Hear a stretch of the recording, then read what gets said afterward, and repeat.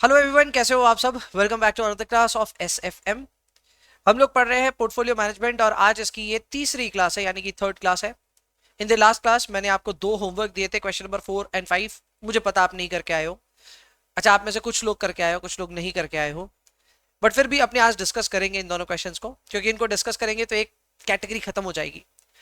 So in the first few minutes we will discuss question number 4 5। उसके बाद हम आगे बढ़ेंगे, वापस वार्म अप करेंगे, कुछ फॉर्मूले वापस चाटेंगे, और फिर फॉर्मूले चाटने के बाद में, नए नए फॉर्मूले सीखने के बाद में कुछ सवाल बनाने का एम रखेंगे। आज की क्लास एक्साइटिंग होने वाली है। आज की क्लास में एक ऐसा मोमेंट आएगा जिस पॉइंट पे आप सभी लोग अपनी अपनी जगहों पे से खड़े होकर के बोलेंगे, वाह सर क्या समझाया, सर क्या समझाया। ऐसा एक मोमेंट जरूर आएगा और उस मोमेंट का आप वेट कीजिए। कौन से मोमेंट पे आप ऐसा बोलोगे मेरे को भी देखना है, बट एक ऐसा मोमेंट आएगा जहां पे मैं सच में ट्राई करूंगा चीजों को अच्छे से समझाने का। अब ये भी एक क्वेश्चन उठता है कि sir how do you know कि सर वो मोमेंट आज की क्लास में है, और आपको इतने कॉन्फिडेंस कैसे है कि सर आप बोलोगे सर इस पे ताली बजेगी या इस पे सीटी बजेगी। ऐसा क्यों लगता है सर आपको? उसका कारण है, उसका कारण ये है कि आपकी तरह मैं भी स्टूडेंट रहा हूं, एंड ऑन वेरियस ओकेजन्स कई ऐसे फॉर्मूलों में हम फंसे हैं जिन फॉर्मूलों को हमारे टीचर्स ने ना सिर्फ लिखाया था, समझाया नहीं था। सिर्फ लिखवाया था, बोला था ऐसे ही, ये ऐसे ही है, ऐसे ही सीखना पड़ेगा और कोई ऑप्शन नहीं है तुम्हारे पास। और उसके वजह से हम लोग उन फॉर्मूलों को हमेशा के लिए रट के गए। फिर कोइंसिडेंस ये बैठा कि मैं फाइनेंस में आगे बढ़ा, सीएफए किया। I am self taught in CFA by the way, यानी खुद से पढ़ाई करी सीएफए के लिए। तो हर चीज के लॉजिक खुद ब खुद ढूंढ लिए। अगर डाइव इन करके टीचर्स हमें अपने टाइम पे बता देते तो शायद उन फॉर्मूलों को मुझे ढूंढना नहीं पड़ता। पर क्योंकि मैं एक स्टेप आगे गया और उन चीजों को एक्सप्लोर करने की चेष्टा करी कि ये फॉर्मूला ऐसा दिखता क्यों है, तो समझ में आया यार दुनिया कितनी इजी है। फॉर्मूलाज लुक वेरी क्रेजी, एक बार का ऐसा लगता है कितना है फॉर्मूला क्रेजी है, बट सही मायने में वो फॉर्मूला बहुत ज्यादा इजी होता है। आपको बस उसमें एक राइट पर्सपेक्टिव की जरूरत होती है। तो वो चीज पे वर्कआउट किया हुआ है, और आज अपनी क्लास में एक ऐसा मुद्दा आएगा जिसके ऊपर अपने बात करेंगे। वैसे मुद्दे तो और भी हैं। मैंने आपको यूट्यूब की प्लेलिस्ट देखने के लिए बोला था, याद है? आप में से अगर कोई जाकर के ये सीख पाया कि वेरिएंस क्या होता है उन वीडियोस के थ्रू, तो उस पॉइंट पे भी मेरे को लगता है एक बार सीटियां या तालियां बजी होंगी कि भाई क्या समझाया, वेरिएंस हमने इस तरह से भी सोचा ही नहीं था। सो ऐसे मौके लगेंगे हाथ में, आप क्यों चिंता कर रहे हो, आएंगे ऐसे मौके, आज की क्लास में भी आएगा। चलो शुरुआत करते हैं। सबसे पहले वो बच्चे अपने मुंह छुपा लें जो लोग होमवर्क नहीं करके आए हैं, ठीक है ना? दोज हु हैवंट डन, वो अपना जरा थोड़ा सा मुंह छुपा लीजिए। क्लियर? Perfect, done. चलो शुरू करते हैं। सबसे पहले हम लोग यहाँ पे क्वेश्चन नंबर 4 को देखने वाले हैं। दोस्तों प्लीज देख लो क्वेश्चन नंबर 4। यहाँ पे अपने को एक सिक्योरिटी दिया हुआ था, सिक्योरिटी पी, और एक अपने को मार्केट पोर्टफोलियो दिया हुआ था, मार्केट क्यू। आप इसको पी का डेटा सेट और क्यू का डेटा सेट मान सकते हैं। इसकी प्रोबेबिलिटीज वर गिवन, इनका डेटा सेट वाज गिवन। आपको जाहिर सी बात है इस पे कैलकुलेट करना था expected return on security P and also on the market portfolio. फिर आपको इन दोनों के बीच में कोवेरियंस कैलकुलेट करना था, and you had also to calculate beta here. Beta के लिए एक फॉर्मूला हमने सीख लिया था, वो फॉर्मूला था कोवेरियंस लेना पड़ेगा between the asset and the market, और फिर उसको डिवाइड करना था by variance of the market. ठीक है, तो हमको ये वाला फॉर्मूला लगा करके बीटा कैलकुलेट करना था। कैसे होने वाला था ये होमवर्क में, आइए डिस्कस कर लेते हैं। तो अगर आप इसका सॉल्यूशन देखेंगे तो सॉल्यूशन इज वेरी बेसिक। हमने यहाँ पे एक टेबल बनाई, जिस टेबल में हमने प्रोबेबिलिटी को प्लॉट किया। हमारा पी वाला जो डेटा कॉलम है उसको हमने पी आई नहीं बोला, एक्स आई बोल दिया। क्यू जो कि मार्केट है उसको एम आई बोल दिया। फिर x i minus x mean, M I minus M mean, फिर इन दोनों को आपस में मल्टीप्लाई करके प्रोबेबिलिटी से मल्टीप्लाई करते हुए, एंड फिर लास्ट में ये। देखा जाए तो हमको हर एक चीज का रीजन पता है कि क्यों आया ये वाला कॉलम।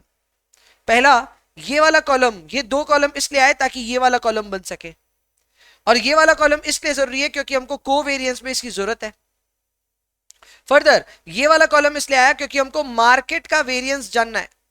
अगर मार्केट का वेरिएंस आ जाएगा तो बीटा कैलकुलेट हो जाएगा। तो देखा जाए तो रीजनिंग वाज क्वाइट देयर। हमको पता था कि हम यहां कौन सी चीज क्यों कर रहे हैं। ये तीन चीज पहले से दी हुई थी, और बाकी सारी चीज के पीछे का रीजन है। xi minus x mean was used because we had to calculate covariance.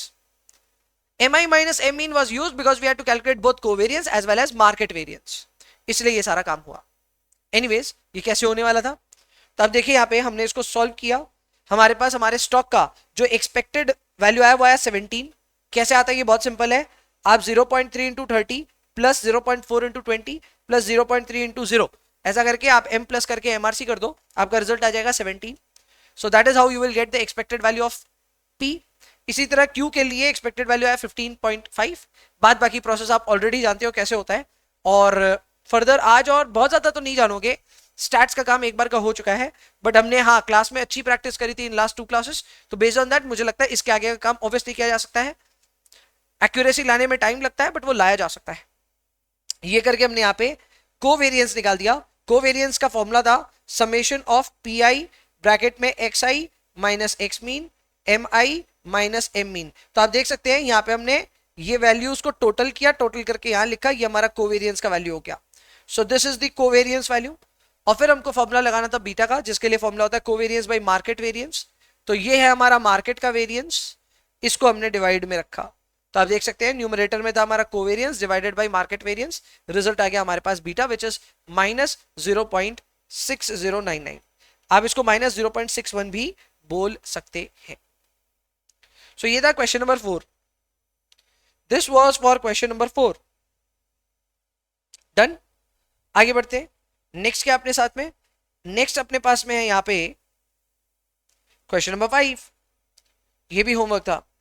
Question number 5 में हमें मीन और स्टैंडर्ड डेविएशन कैलकुलेट करना था, यानी यहां पे हमको कोवेरियंस नहीं कैलकुलेट करना था, ठीक है। तो देखा जाए अगर आप इसको छोटे रूप में बनाना चाहें तो बहुत सिंपल तरीके से बन सकता था। तो आप एक कॉलम बनाते ईयर, एक कॉलम बनाते एक्स आई, एक कॉलम बनाते वाई आई, फिर बनाते x i minus x mean का सीधा whole square and y i minus y mean का होल स्क्वायर। आप चाहे तो सीधा ऐसे कर सकते थे, तो टोटल 5 कॉलम में आपकी बात बन जाती। पर हमने यहाँ पे एक्स्ट्रा काम किया है, मैंने जो सोल्यूशन दिया उसमें मैंने एक बार बिना स्क्वायर के ये कॉलम बनाए हैं और एक बार स्क्वायर के साथ बनाए हैं। देखा जाए तो ये काम आप एक बार में भी कर सकते थे। सो 2 कॉलम्स मैंने अननेसेसरी बनाए हैं। सॉल्यूशन दिखाता हूं आपको मैं। तो यहाँ पे आप सॉल्यूशन देखिए इसका, हमारे पास में ईयर है 1 2 3 4 5। इसके हमारे पास एक्स की वैल्यूज, वाई की वैल्यूज, हमने एक्स मीन निकाला। एक्स मीन आएगा 32.8 divided by 5। So basically x की टोटल आ रही थी 32.8, इसको हमने डिवाइड बाई 5 किया। अब आप ये क्वेश्चन कर सकते हैं कि सर आपने लिखवाया था इस सवाल में कि ये डेटा सैंपल का डेटा है, तो मीन को डिवाइड बाई n-1 करना चाहिए था। The answer is no. n-1 जब करते हैं तो वो वेरिएंस की कैलकुलेशन में करते हैं, एसडी की कैलकुलेशन में करते हैं, पर मीन की कैलकुलेशन में नहीं करते। So mean had to be divided by 5। तो हमने ये जो टोटल किया 32.8 या फिर ये टोटल किया -6.4, इसको हमको डिवाइड बाई 5 करना चाहिए था, हमने वो किया। हमारे पास में यहाँ पे मीन की वैल्यूज आ गई। फिर क्या था, हमने x की एक एक वैल्यू ली, जैसे ये वैल्यू है 12.4, इसमें से माइनस किया हमारा मीन वैल्यू विच इज 6.56, तो माइनस करने पे आया 5.84। Similarly we did for y as well. सारे डेटाज आ गए, फिर इनको स्क्वायर भी कर दिया। स्क्वायर करके इनका टोटल करने पे हमारे पास यहाँ पे आ रहा है वेरिएंस भी नहीं आ रहा एग्जैक्टली, इसको डिवाइड बाई n-1 करना पड़ेगा टू गेट वेरिएंस। तो आप देख सकते हैं हमने वेरिएंस कैसे निकाला या स्टैंडर्ड डेविएशन ही कैसे निकाला। तो स्टैंडर्ड डेविएशन के लिए हमने किया 77.63, इसको डिवाइड बाई 4 किया, तो जो हमारा टोटल आया 77.63 उसको डिवाइड बाई 4 करके आया वेरिएंस, और फिर वेरिएंस को अंडर रूट किया ताकि स्टैंडर्ड डेविएशन आ जाए। तो ये फॉर्मूला यहां पे बना। सो ये फॉर्मूला दरअसल क्या है, ये फॉर्मूला है ये वाला, मैं दिखा देता हूं आपको क्या है फॉर्मूला। हमने यहाँ पे स्मार्टली एक फॉर्मूला लगाया which was under root of summation of x i minus x mean whole square divided by n-1। तो हमने ये वाला फॉर्मूला लगाया, ये n-1 बना 4 और ये x i minus x mean का होल स्क्वायर का टोटल बना 77.63, जो कि यहां से आया। बस इसको हमको सॉल्व करना था, रिजल्ट हमारे पास स्टैंडर्ड डेविएशन के दोनों आ गए। That is the final answer for question number 5।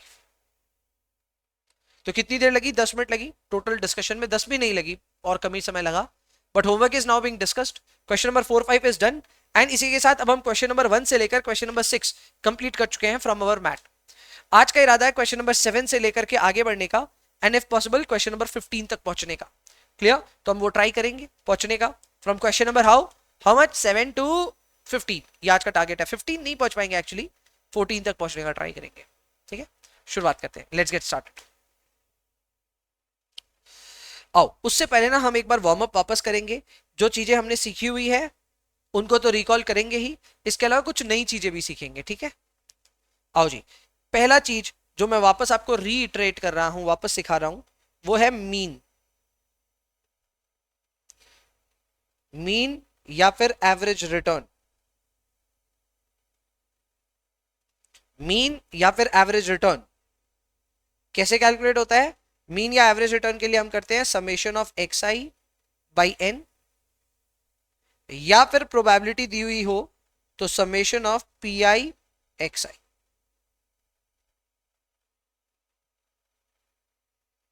Clear? कभी कभी अपने को वेटेड एवरेज भी करना पड़ता है, तो वेटेड एवरेज के केस में प्रोबेबिलिटी नहीं दे करके वेट्स दिए हुए रहते हैं। सो आप उस केस में डब्ल्यू आई एक्स आई का टोटल करते हो, मतलब मल्टीप्लीकेशन करते हैं फिर टोटल करते हैं, दैट इज ऑल्सो पॉसिबल। फिर आता है अपने सामने वेरिएंस। वेरिएंस के लिए फॉर्मूला होता है summation of x i minus x mean का whole square divided by n, या फिर आप इसमें फॉर्मूला लगा सकते हैं summation of p i bracket के अंदर x i minus x mean whole square. दोनों में से आप कोई भी फॉर्मूला लगा सकते हैं फॉर वेरिएंस।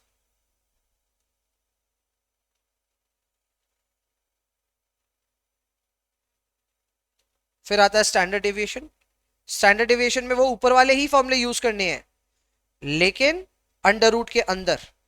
सो ये बन जाएगा summation of x i minus x mean whole square divided by N.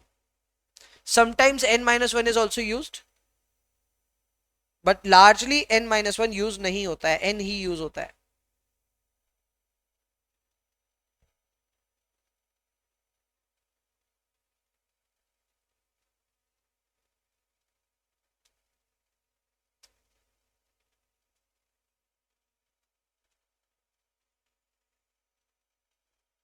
इसके अलावा हमने पढ़ा कोवेरियंस। कोवेरियंस एक्स और वाई के बीच में हो सकता है। सो उसके लिए फॉर्मूला होगा summation of x i minus x mean y i minus y mean divided by n, या फिर summation of p i into x i minus x mean y i minus Y.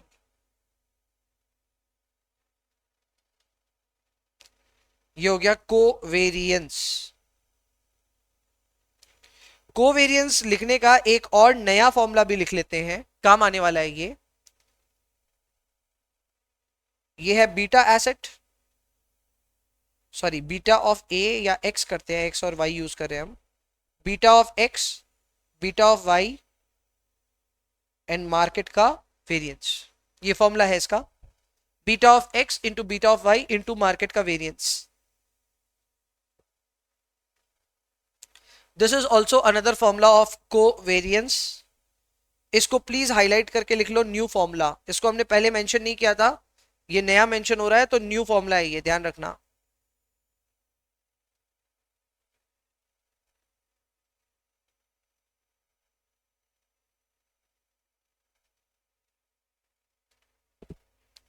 New formula introduced.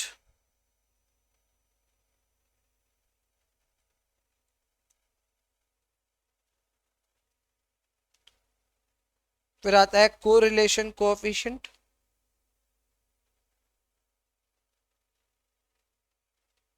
Correlation coefficient, इसका formula क्या होता है? इसका formula होता है covariance divided by sigma x sigma Y.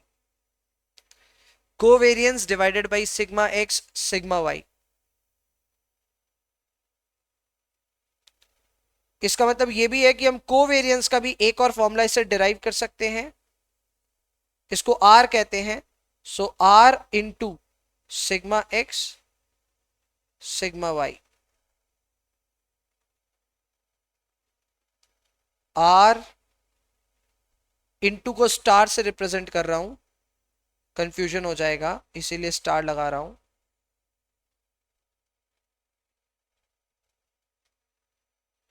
ये भी एक कोवेरियंस का फॉर्मूला है। बेसिकली सिग्मा एक्स और सिग्मा वाई को यहां से वहां मल्टीप्लाई कर दिया तो it will also become covariance का फॉर्मूला।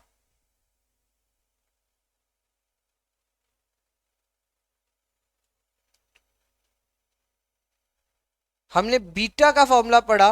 बीटा होता है एक्स और एम के बीच में या वाई और एम के बीच में, किसी के भी बीच में हो सकता है। एम स्टैंड्स फॉर मार्केट, ठीक है। तो बीटा हमेशा मार्केट के साथ आपकी रिलेशनशिप को एस्टैब्लिश करता है। तो इसका एक फॉर्मूला तो ये है, और अगर आप कोवेरियंस को तोड़ दें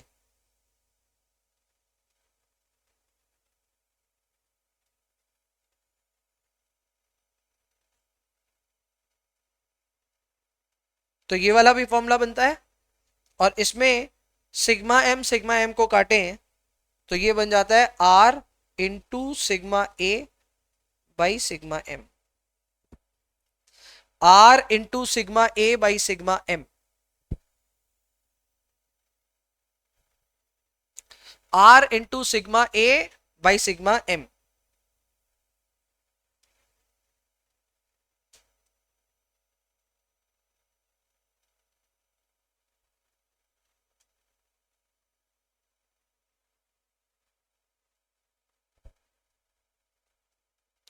अब हमारी फॉर्मूला शीट आगे बढ़ती जा रही है।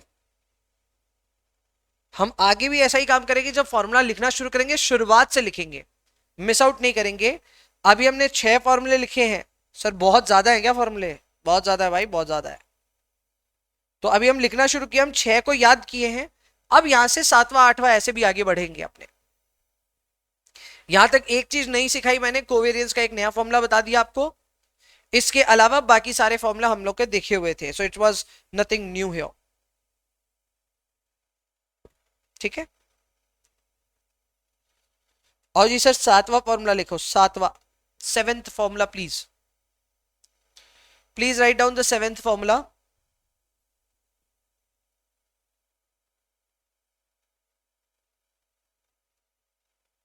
नहीं नहीं नहीं नहीं, पोर्टफोलियो नहीं, लिखो आप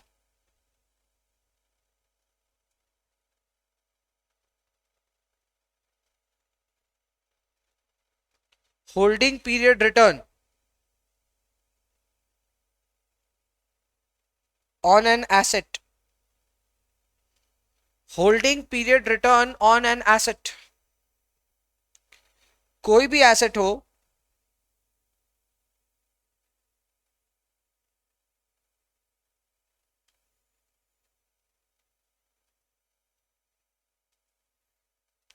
उसमें ये वाला फॉर्मूला बन सकता है, उसका होल्डिंग पीरियड रिटर्न।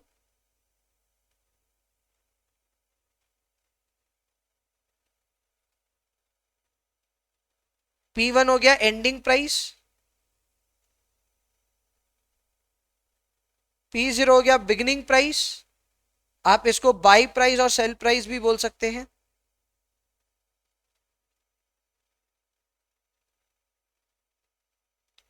और D1 हो गया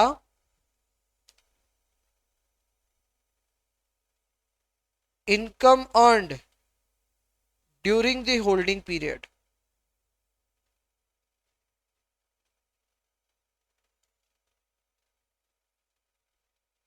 income earned during the holding period, ये हो गया formula for holding period return.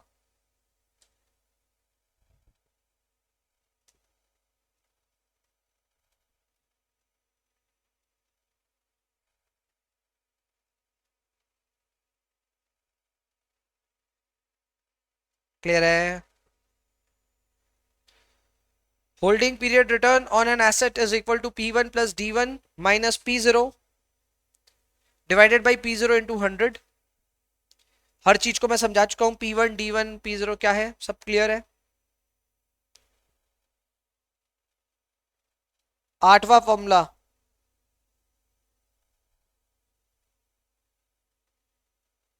Annualised return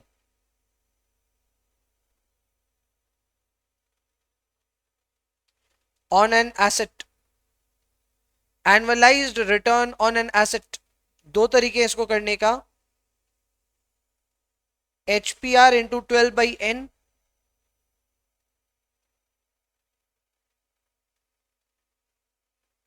और अगर कोई कंपाउंड इंटरेस्ट लगाना चाहे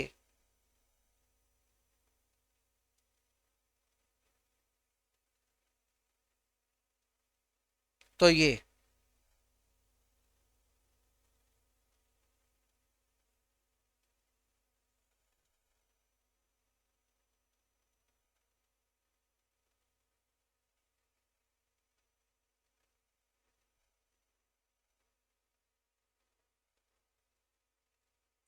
यहां पे n होगा number of months of holding period, number of months of holding period.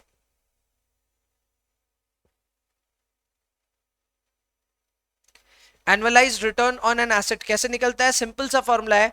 इस फॉर्मूले को अगर आप देखेंगे तो यार बहुत सिंपल समझाता है ये फॉर्मूला। जैसे मैं एक एग्जांपल दे रहा हूं, अगर मैं 3 महीने में 10% रिटर्न कमाया तो चौड़ में आने के लिए तो बोलूंगा ही ना कि मैं साल का 40% कमा सकता हूं। ये फिगर कैसे आया, बहुत सिंपल है। अगर 3 महीने में मैंने 10 कमाए तो 12 महीने में मैं कितना कमाऊंगा, it will be shown as 10 × 12/3। तो आपको क्या लगता है ये जो 10 × 12/3 के हमने किया क्या, हमने अपना HPR लिया यानी हमारा होल्डिंग पीरियड रिटर्न, हम 3 महीने में कितना कमाए वो यहां से पता चला, इसको 12/n किए ताकि ये एनुअलाइज हो जाए। जब 3 महीने में 10% है तो 12 महीने में कितना, ऐसा ऐसा करके करते थे बचपन में अपने सॉल्व। वही चीज है, नथिंग मोर। सिंपल सा फॉर्मूला है, बहुत ही सिंपल है, आपको नंबर्स के साथ ज्यादा अच्छे से समझ में आएगा। अभी रुक जाओ, इन फॉर्मूलों का अभी यूज नहीं आएगा, मैं सिर्फ लिखवा के छोड़ रहा हूं।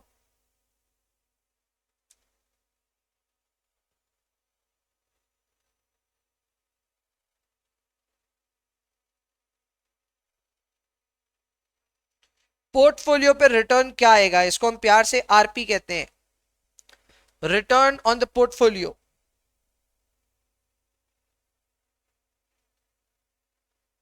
Return on a portfolio is nothing but weighted average of the returns.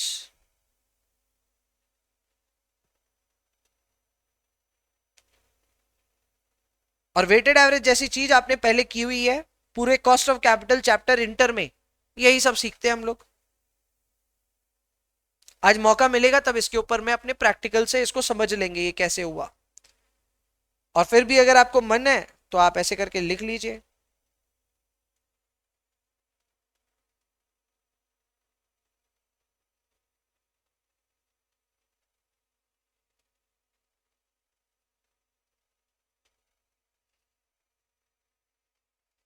जितने भी स्टॉक्स हैं या जितने भी एसेट्स हैं, उन एसेट्स के रिटर्न्स को उनके रेस्पेक्टिव वेट्स के साथ मल्टीप्लाई करना है और मल्टीप्लाई करके टोटल करना है, इतना सा काम है। इससे आ जाएगा पोर्टफोलियो रिटर्न।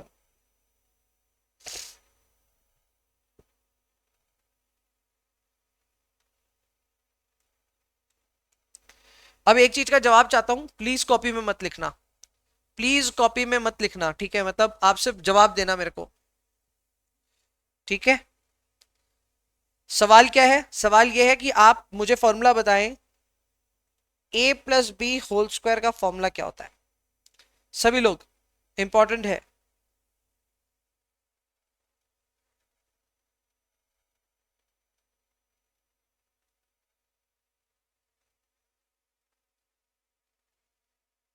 इंपॉर्टेंट है, प्लीज फॉर्मूला बताइए मुझे। मुझे पता आप विश्वास नहीं करोगे कि अरे ये क्या फॉर्मूला है, सबको पता है सर।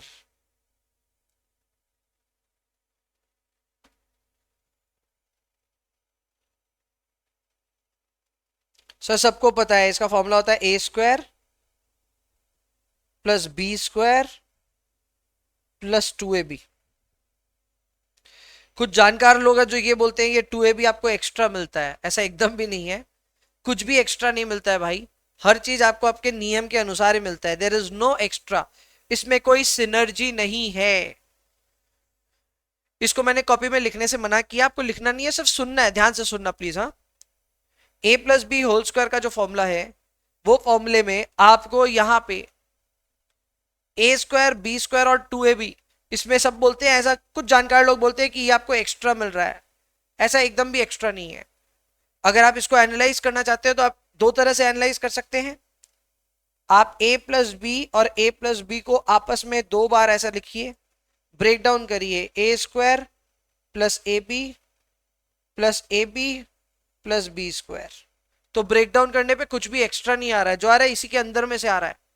क्या इसमें कोई सिनर्जी है, नो, नो सिनर्जी। सिनर्जी होता है जब पता है एक और एक 11 बन गए, या एक और एक 2 से ज्यादा बन गए, यहां ऐसा कुछ नहीं हो रहा है, ये मैथ्स है, जो तुमने इनपुट डाला उसका आउटपुट एकदम वही आ रहा है, कोई डिफरेंस नहीं है, LHS = RHS है।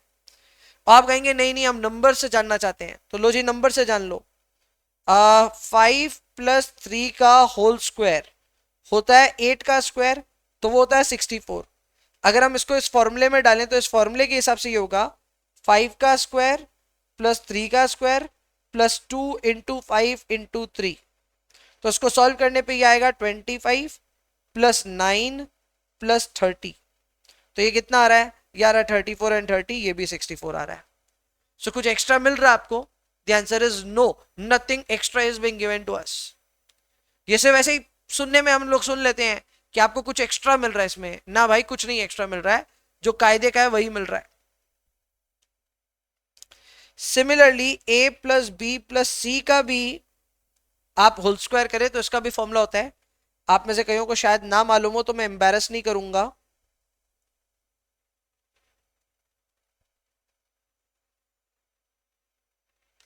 ये इसका फॉर्मूला हो गया।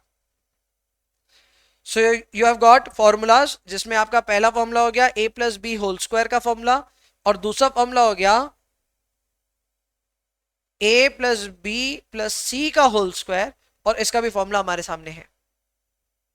अब जो चीज मैथमेटिकली उस समय कभी समझाई नहीं गई और जरूरत भी नहीं थी शायद, वो ये थी कि a and b were independent variables.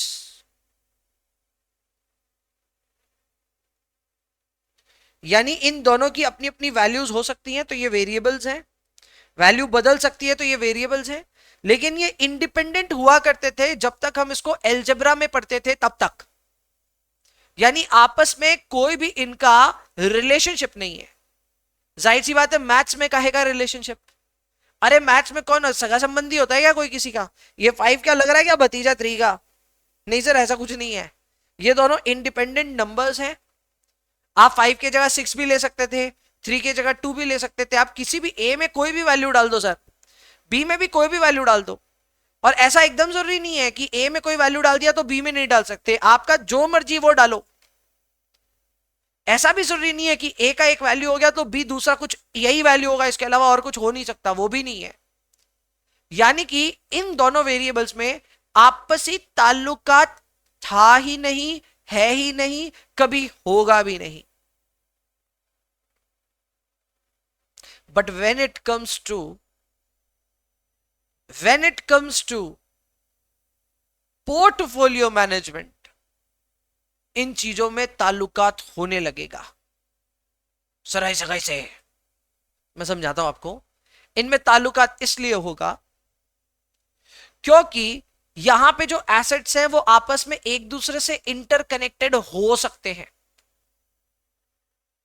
ए और बी आपस में कभी भी कनेक्टेड नहीं होते, पर हम जब पोर्टफोलियो में दो एसेट्स की बात करें, उनका भी कोई भी स्कोर हो सकता है, उनका भी वेरिएबल होता है। याद है, डेटा सेट होता है, एक्स का कोई भी वैल्यू हो सकता है, वाई का कोई भी वैल्यू हो सकता है। तो हम दो डेटा सेट में डील कर रहे हैं, लेकिन वो दोनों डेटा सेट आपस में रिलेटेड हो सकते हैं इन द पोर्टफोलियो वर्ल्ड। आप कहेंगे हम विश्वास नहीं करते इस बात पे, कैसे रिलेटेड हो सकते हैं? तो भैया इसी रास्ते हम आए हैं। आपको क्या लगता है हम वार्म अप क्यों किए? और आपको क्या लगता है ये को रिलेशनशिप क्या एस्टैब्लिश करता है? ये को रिलेशनशिप यही एस्टैब्लिश करता है कि दो वेरिएबल्स आपस में क्या कोई रिलेशनशिप रखते हैं। Is that a positive relationship और अ नेगेटिव रिलेशनशिप? प्लस ये भी बताता है कि उसका स्ट्रेंथ कितना है। सो आर एक बहुत ही पावरफुल मैट्रिक्स है। आर आपको यह बताता है कि दो एसेट्स आपस में कैसा कनेक्शन रखते हैं। Is it a positive connection और अ नेगेटिव कनेक्शन?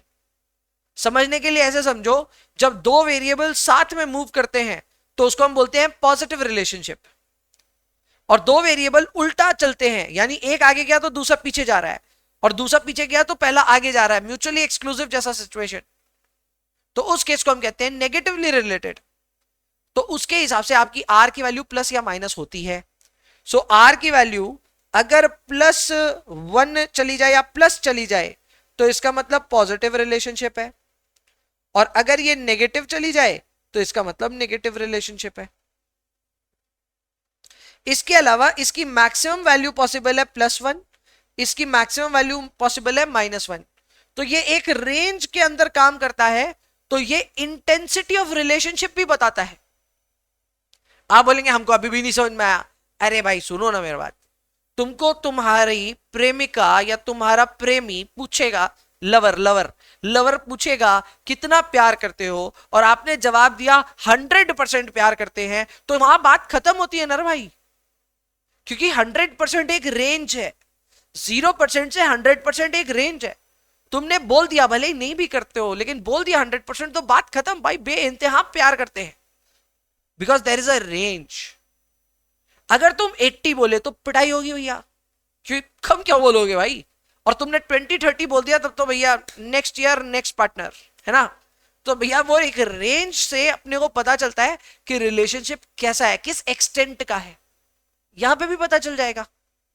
यहां अगर दो वेरिएबल के बीच में आर की वैल्यू आई 0.90 पॉजिटिव, 0.90, तो दो बातें पता चलती है इसके बारे में।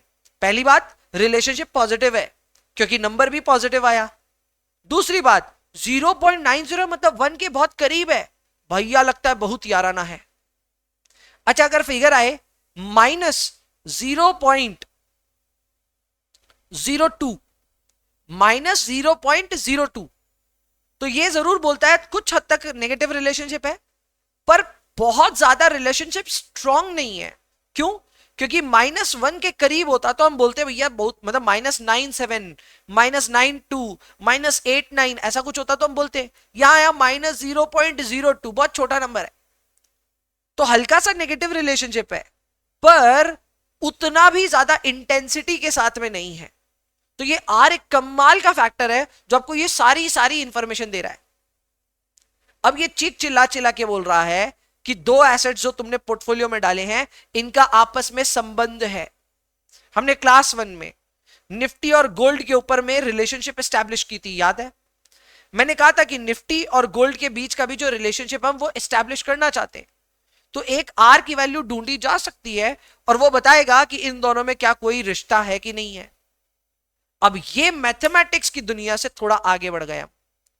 मैथमेटिक्स मतलब कम से कम एल्जेब्रा के लेवल तक बोल रहा हूं मैं। एल्जेब्रा इंडिपेंडेंट वेरिएबल्स में डील कर रहा था, यानी ए और बी का आपस में कोई रिश्ता नहीं था, पर अब वो रिश्ता पॉजिटिव नेगेटिव कुछ भी हो सकता है, हम उस रिश्ते की इंटेंसिटी भी जानते हैं। एंड यही कारण है कि जो जो फॉर्मूले आपने पढ़े हैं उन फॉर्मूलों को ही हम यूज करेंगे, बट वो फॉर्मूलों में थोड़ा बदलाव होगा। ये अगर आप सीख गए तो पोर्टफोलियो वेरिएंस के जो फॉर्मूले मैं आपके सामने लिखूंगा, आपको वो मक्खन की तरह याद हो जाएंगे, और इसी मोमेंट पे, मतलब जब लिखेंगे ना, उसी मोमेंट पे आप तालियां बजाना शुरू करेंगे कि भाई ये क्या हो गया, हमको याद कैसे हो गया फॉर्मूला फर्स्ट टाइम लिखने के साथ साथ। तो वो मैं आपको बता रहा हूं हम बदलाव क्या करेंगे। हम बदलाव ये करने वाले हैं कि इनके जो फॉर्मूले है ना, जैसे a² + b² + 2ab, इन फॉर्मूलों में एक r को साथ में रिकॉग्नाइज करेंगे हम। ठीक है, ये 2ab है ना, इस 2ab के साथ में हम एक r को मल्टीप्लाई करेंगे, यानी कि हम उस रिलेशनशिप की वैल्यू करेंगे, उनके दोनों के बीच का जो ताल्लुक आता है उसकी वैल्यू करेंगे। ठीक है, तो सर यहां पे भी r यूज करेंगे, हाँ इधर भी हम r यूज करेंगे। सो कुछ बदल नहीं रहा, ये आपका a भी वही, आपका b भी वही, यहां पे भी a² b² c² वही है, कोई डिफरेंस नहीं है। पर जो डिफरेंस आ रहा है वो ये है कि rather than using 2ab, now you are using 2ab into the relationship coefficient। यहां पे भी 2bc into co-relationship coefficient, and यहां पे भी 2ca into co-relationship coefficient। ठीक है, अब वो मैं आपके सामने क्लियर करता हूं, ये लिखने की जरूरत नहीं थी। तो अब मैं आपके सामने पोर्टफोलियो रिस्क की बात करता हूं।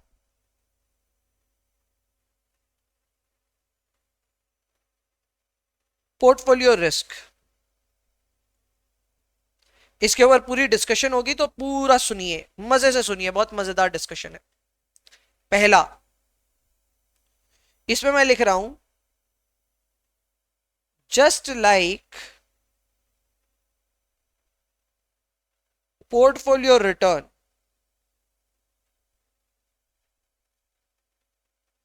Can we do weighted average for even portfolio standard deviation।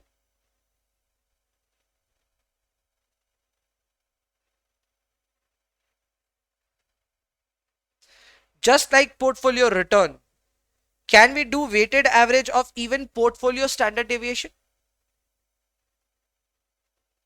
That is, हम अगर पोर्टफोलियो का स्टैंडर्ड डेविएशन बताना चाह रहे हैं, ये हो गया standard deviation of portfolio.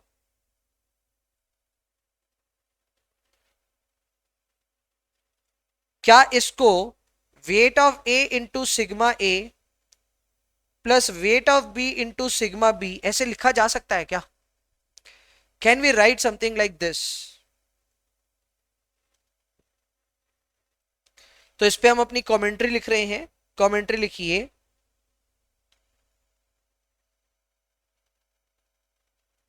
This is not valid.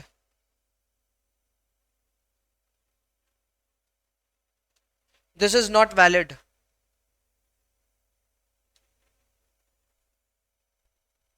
Any operation cannot be done directly with standard deviation.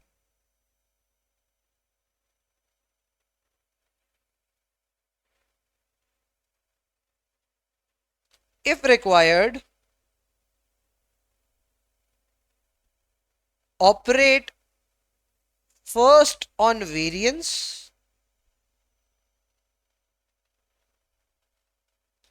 and then reach standard deviation. मैंने कुछ बात लिखाई, इस बात का महत्व है, आप पहले लिख लीजिए। मैथमेटिकली डायरेक्ट स्टैंडर्ड डेविएशन से छेड़छाड़ नहीं की जा सकती। सर ऐसा क्यों है? इसका जो रूट्स है वो रूट्स बसता है कि ये फॉर्मूले बने कहां से। आपने नोटिस किया था वेरिएंस पहले निकलता है और स्टैंडर्ड डेविएशन बस उसको अंडर रूट करके उसको वापस यूनिट फॉर्म में लाने का तरीका है। ट्रू सेंस में सारे ऑपरेशन आपके वेरिएंस लेवल पे होने चाहिए, ना कि स्टैंडर्ड डेविएशन लेवल पे। अगर आप स्टैंडर्ड डेविएशन के साथ ये काम करते हैं तो आप गलत कर रहे हैं।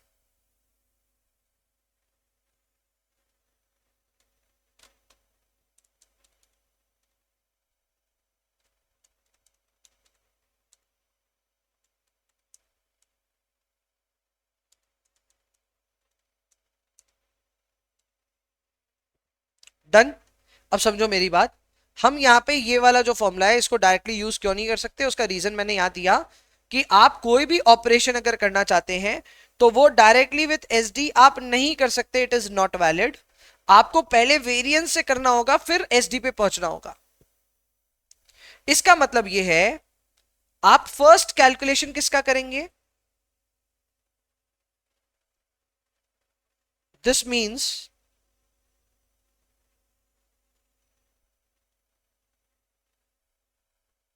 that we should calculate sigma p square first, that is variance of the portfolio first। अब इस चीज की रूट्स जो हैं वो आपको ना वो पूरा जो मैंने बोला कि यार आप पूरा देख के आओ वेरिएंस कैसे बनता है या फिर स्टैंडर्ड डेविएशन कैसे बनता है, उसके पीछे का पूरा कहानी वहां है। मैं उस कहानी को अभी दोहराना नहीं चाहता, बस मैं ये कहना चाहता हूं, आपको एकदम क्लियरली बोलना चाहता हूं कि डायरेक्ट स्टैंडर्ड डेविएशन पे कभी नहीं पहुंचा जा सकता। आपको कभी भी स्टैंडर्ड डेविएशन पे पहुंचना, आपको पहले वेरिएंस निकालना पड़ता है, ये नियम है। इसकी पूरी स्टोरी मैंने समझाई हुई है इन दी सेपरेट यूट्यूब प्लेलिस्ट। किसी को इंटरेस्ट है तो जान करके कर सकता है, नहीं इंटरेस्ट है तो जाने दो, कोई बात नहीं। पर ये समझो तुम डायरेक्ट स्टैंडर्ड डेविएशन पे पहुंच नहीं सकते, तुमको पहले पहुंचना पड़ेगा वेरिएंस पे। तो बात ये आती है कि फिर वेरिएंस तक कैसे पहुंचे। तो that's where we are introducing our first formula. Clear?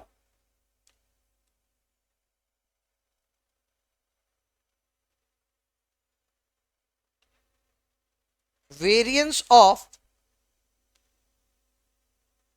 To asset portfolio. तो ऐसे हमने शुरुआत कहां से करी थी? Sigma P is equal to W A sigma A plus W B sigma B. हमने इससे शुरुआत करी थी, हमने बोला था ये फॉर्मूला नहीं चलेगा, करेक्ट। पर हमको तो क्या चाहिए, वेरिएंस चाहिए। तो इसी फॉर्मूले को आप सिर्फ स्क्वायर कर दो बोथ साइड, तो now you have the formula for variance. इसको यूज किया जा सकता है। अब इसको हम वैसे ही ब्रेक डाउन करेंगे जैसे ब्रेक डाउन होता है क्या चीज का, ब्रेक डाउन होता है a plus B whole square का। तो इसको हम ब्रेक डाउन कर रहे हैं, मान लो, ध्यान देना ध्यान देना ध्यान देना, मेरा a है डब्ल्यू ए सिग्मा ए, और मेरा b है, यहां ऊपर लिख देता हूं, b है डब्ल्यू बी सिग्मा बी। ठीक है, तो इस फॉर्मूले को लिखूंगा कैसे, इस फॉर्मूले को लिखूंगा as W A sigma A whole square plus W B sigma B whole square plus 2 into A and B. आप देख लीजिए मैंने यहां पे रिप्रेजेंटेशन क्या चीज की है, this is A square, this is B square, this is 2 A and B, 2 into A into B. तो ये फॉर्मूला वहां से ही बन रहा है, नथिंग इज चेंजिंग। मैंने आपको पहले क्या बोला, आप सीधा सिग्मा का फॉर्मूला नहीं लिख सकते, वेटेड एवरेज करने को तो कर सकते थे बट नहीं कर सकते, नॉट अलाउड। तो नॉट अलाउड तो क्या करें, हमको उसका स्क्वायर करके उसको वेरिएंस करना जरूरी था, तो हम वेरिएंस किए, वेरिएंस के लिए फॉर्मूले को तोड़ दिए, सब सही है। बट भैया आप क्या बोल रहे थे, वो आर को इनकॉर्पोरेट करेंगे, यस वो आर को इनकॉर्पोरेट करेंगे, इसीलिए लास्ट में इसमें मल्टीप्लाइड बाई आर भी होगा। R is the co-relationship coefficient between A and B। ठीक है, तो ये कहां से आया, अब आपको पूरा लॉजिक समझ में आ रहा है कि भाई हो क्या रहा है, कहानी कैसे बन रही है। कहानी ये बन रही है कि सबसे पहले तुम्हारा रिटर्न का फॉर्मूला बनना था, तो उसमें सीधा वेटेड एवरेज किया, काम बन गया, रिटर्न में समस्या नहीं हुआ। लेकिन जब यही काम हम एसडी में करने गए तो अलाउड नहीं था, SD you can not calculate directly, तो you had to calculate variance. Variance करने गए तो इन्हीं को दोनों साइड्स को हमने स्क्वायर कर दिया, स्क्वायर किया तो a plus B whole square वाले फॉर्मूले में ये फॉर्मूला खुल गया। लेकिन अब आपके जो एसेट है A और एसेट है B, ये आपस में इंडिपेंडेंट नहीं है, इनफैक्ट डिपेंडेंट है, इनका आपस में संबंध है। तो संबंध को हमने कैप्चर किया in the formula, and this calls for the final formula of variance of two asset portfolio. For sum it would have been a situation की बस रट लो, बट अब आपके पास इसका पूरा लॉजिक है कि रिटर्न का वेटेड एवरेज कर सकते हैं, रिस्क का नहीं कर सकते, एसडी में डायरेक्ट ऑपरेशन पॉसिबल नहीं, उसको स्क्वायर करेंगे तो वेरिएंस खुल जाएगा, खुलेगा तो a plus B whole square वाले फॉर्म में जाएगा, a square plus B square plus 2ab तक भी ठीक है, लेकिन 2ab के बाद में वो रिलेशनशिप को कैप्चर करने के लिए हम r को भी इसके साथ में इनकॉर्पोरेट कर देंगे। अब मुझे मालूम है कि अभी के लिए ये थोड़ा सा ओवरवेलमिंग लग रहा है कि सर ठीक है आपने बता दिया, हमको समझ में आया, बट आप बताओ कि क्या हम सच में इसको कर पाएंगे क्या, वो आप डिसाइड करो, मैं बताता हूं अभी कैसे होगा। Second formula variance of 3 asset portfolio मैं लिखने जा रहा हूं आपके लिए, ठीक है। अगर ये आपने अपने खुद से लिख दिया तो समझ लेना आपका हो गया, तैयारी हो गया। वेरिएंस ऑफ 3 एसेट पोर्टफोलियो, ठीक है। मैं आपकी जानकारी के लिए बस ये फॉर्मूला लिख देता हूं क्योंकि मुझे मालूम है आपको जरूरत पड़ेगी। a plus B whole square जो होता है उसका फॉर्मूला होता है a square plus B square plus C square plus 2ab plus 2bc plus 2ca। तो इस फॉर्मूले का ध्यान रखना, this formula is critical, obviously ये आपके लिए चीट कोड है, काम आने वाला है। तो अब मैं जानना चाहता हूं, अच्छा यहां पे एक और चीज मैं आपको बता दूं, a का मतलब क्या, a का मतलब डब्ल्यू ए सिग्मा ए, अच्छा बी का मतलब क्या, डब्ल्यू बी सिग्मा बी, और सर सी का मतलब क्या, डब्ल्यू सी सिग्मा सी। ठीक है, तो सर हम इसको अब ब्रेक डाउन करना चाहते हैं, क्या कर सकते हैं, एकदम कर सकते हैं। इसको हम लिखेंगे वेरिएंस ऑफ द पोर्टफोलियो। अब फॉर्मूला आप सोचो क्या क्या करें हम, क्या मैं यहां लिखूं डब्ल्यू ए सिग्मा ए का होल स्क्वायर, लिखना चाहिए क्या मुझे, हाँ सर लिखना चाहिए, ठीक है। क्या मैं यहां पे डब्ल्यू बी सिग्मा बी का होल स्क्वायर लिखूं, हाँ ये भी लिखना चाहिए, तीसरा वाला भी आपको पता है, W C into sigma C का, ये भी होल स्क्वायर होगा। इसके अलावा अब मुझे 2a भी चाहिए, लेकिन उसके साथ में r भी यूज करना है। तो मैं यहां करूंगा 2, ये मेरा a, ये मेरा b, और ये मेरा r। r किस किस के बीच का रिलेशनशिप है? a और b के बीच का। सो रिलेशनशिप ए बी का है, तो r भी उन्हीं का होगा। इसी तरह मुझे 2bc चाहिए, तो W B sigma B, W C sigma C, और आर जो यूज करेंगे अब आर बी और सी के बीच का होगा। अब जो आर यूज करेंगे वो बी और सी का यूज होगा। एंड फिर लास्ट वाला होगा 2wc sigma C, W A sigma A, R C और ए के बीच का होगा। अब आप इसको ए सी लिखो या सी ए लिखो, एक ही बात होती है, नो डिफरेंस। अगर आपको ये फॉर्मूला एक बार में दिमाग में बैठ गया होगा तो आप समझ लीजिए आपको पूरा लॉजिक क्लियर हो गया। फॉर्मूला छोटा नहीं है, देख के बहुत डरावना लग रहा है, बड़ा फॉर्मूला लग रहा है। It is not a small formula, one of the biggest formulas that we have. अगर ये एक बार में कंठस्थ हो गया, कंठस्थ होने का मतलब होता है गले पे आ गई भैया बात, अपने वो गले पे याद है, कोई नींद में पूछेगा बता देंगे, तो मतलब समझ लो आपका काम हो गया। आपका ये फॉर्मूला एकदम मस्त समझ में आ गया, लॉजिक के साथ हो गया clear.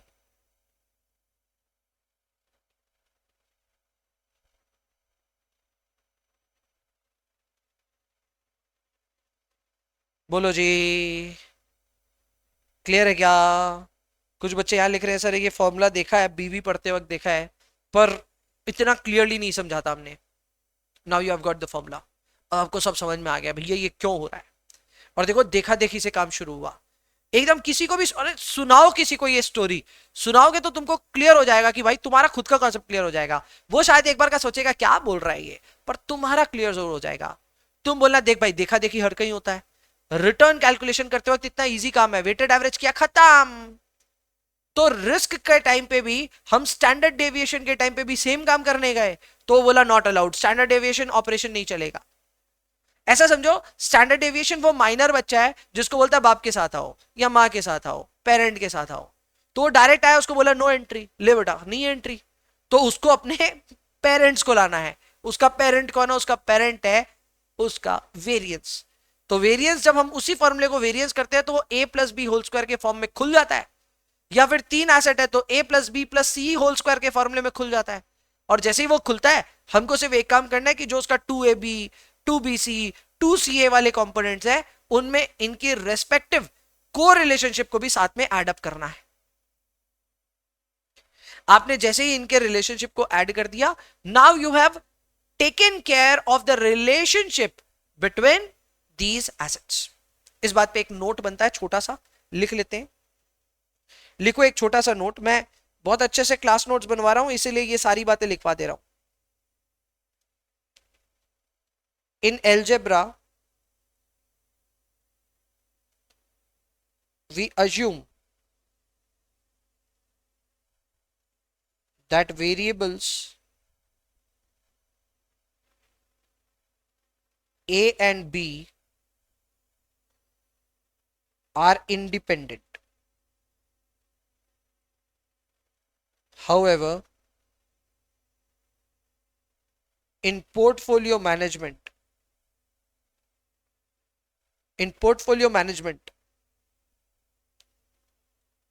we know that the assets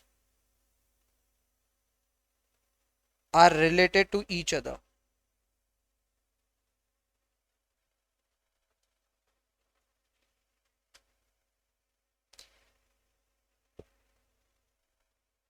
Their relationship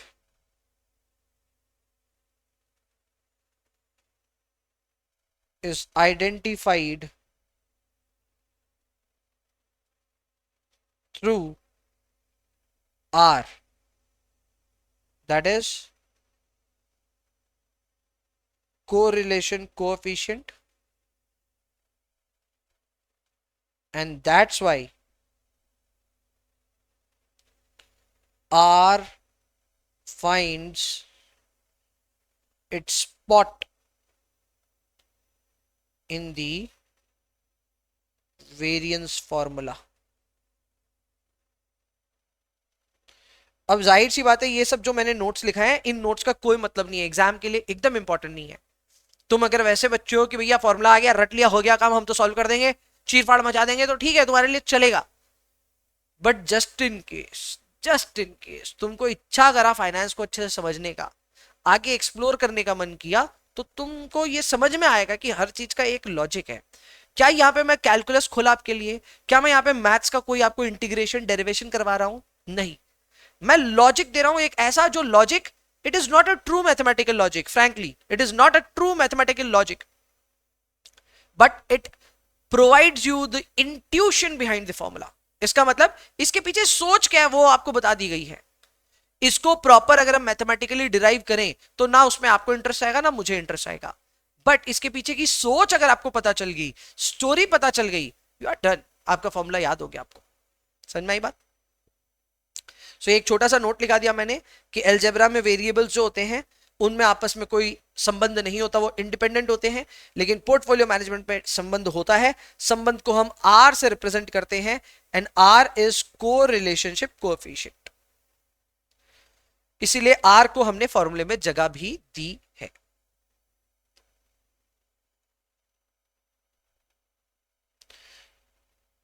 सी है standard deviation of two asset portfolio. और स्टैंडर्ड डेविएशन तो डायरेक्टली निकलता ही नहीं, हम इसी के लिए तो वेरिएंस निकाले थे। तो जाहिर सी बात है this will be under root of the variance. जो आपने वेरिएंस बनाया था, वेरिएंस का जो भी फॉर्मूला लिखा था, उसको अगर आप अंडर रूट करोगे तो स्टैंडर्ड डेविएशन आ जाएगा। तो उस पूरे फॉर्मूले को मैं लिखने जा रहा हूं, WA sigma A whole square WB sigma B whole square plus 2 into WA WB covariance of AB।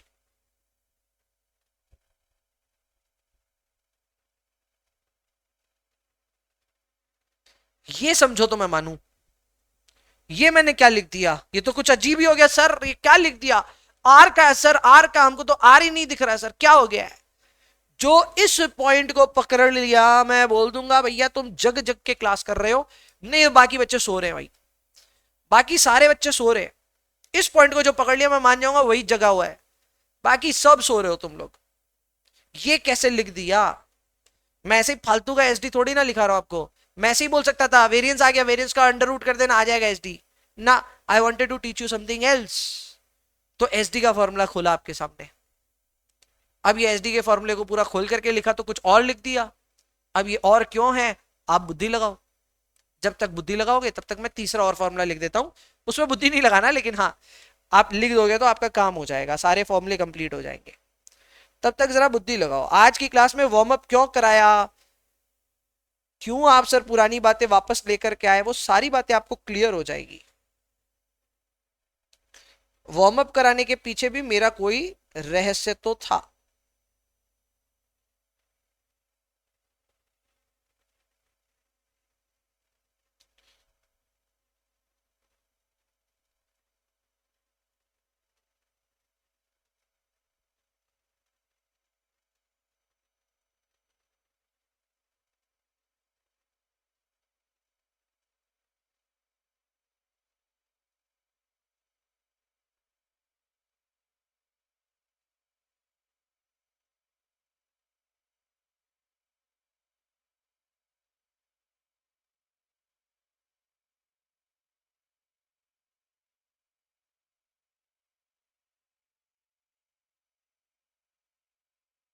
इसी में कंटिन्यूड है, मैं जगह ही नहीं है भैया, मेरे को दूसरी लाइन में जाना पड़ रहा है। इसी फॉर्मूले के अंदर कंटिन्यूड है।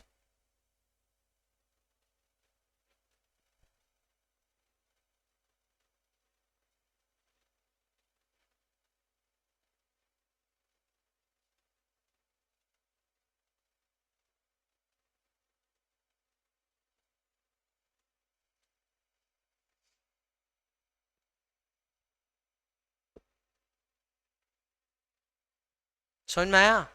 नहीं आया सर? वो नहीं समझ में आया सर फॉर्मूला। अच्छा, एक बार ऊपर चलो तो, ऊपर चलो तो, ऊपर चलो तो। हाँ, ये कुछ तो लिखाया था। ये क्या है सर? आर और सिग्मा जहां जहां हो उनको हम रिप्लेस कर सकते हैं। अगर आर कोई भी फॉर्मूले में आर और दोनों सिग्मा आपस में मल्टीप्लाई हो रहे हो तो उनको रिप्लेस करके हम उसके जगह कोवेरियंस लिख सकते हैं। ये फॉर्मूला ये समझा रहा हमको, है ना? तो इस फॉर्मूले में अगर गौर करोगे आप तो यू वुड फाइंड कि यहां एक सिग्मा है, यहां दूसरा सिग्मा है और यहां आर भी है। दिख रहा है? एक सिग्मा, दूसरा सिग्मा और आर भी है। क्या इन सब को इकट्ठे करके मैं कोवेरियंस ऑफ ए भी बोल सकता हूं? वही तो किया हमने। आप देख सकते हैं यहां पे हमने फॉर्मूला लिखते वक्त इसको कोवेरियंस ए भी लिख दिया। हाँ, इसमें ध्यान रखना वेट्स एलिमिनेट नहीं हुए, तो वेट्स अभी भी यूज हो रहे हैं। ये वेट जा रहा है, ये वेट जा रहा है, तो दोनों वेट्स मेंशन करना है। पर वेट्स मेंशन करने के साथ में आप R into sigma A into sigma B को रिप्लेस करके कोवेरियंस लिख दे रहे हो। इतना सा फर्क है सर। नीचे वाले में भी सेम काम हो रहा है, एकदम सेम काम हो रहा है। मैं पहले थोड़ा सा साफ सफाई कर दूं।